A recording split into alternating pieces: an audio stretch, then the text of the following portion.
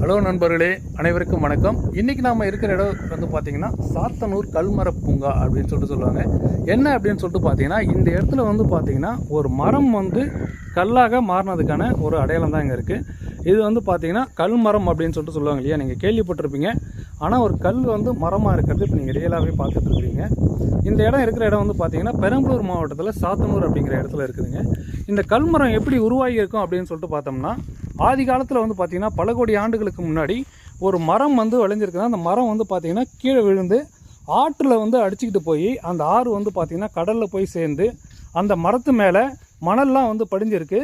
பிற்காலத்தில் அந்த கடலும் வந்து வற்றி போய் அந்த அந்த மரத்தின் மேலே படிஞ்சிருந்த மணல்கள்லாம் விலகி இந்த மரம் வந்து கல்லாக வந்து வெளிப்பட்டிருக்குது. அதுதான் இங்கே காமிச்சிருக்காங்க.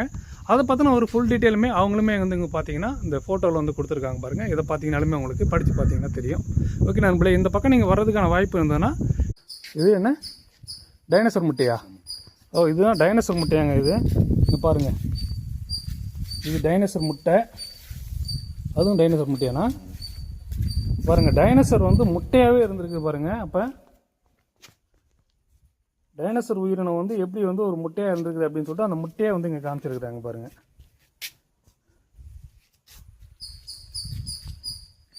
இது எல்லாமே டைனோசர் முட்டையெல்லாம் வெளியில் வச்சுருக்குறாங்க இங்கே. இது எல்லாமே கல்லாகிடுச்சு. அதே மாதிரி இந்த சைட்லேயுமே நிறைய இருக்குது பாருங்கள்.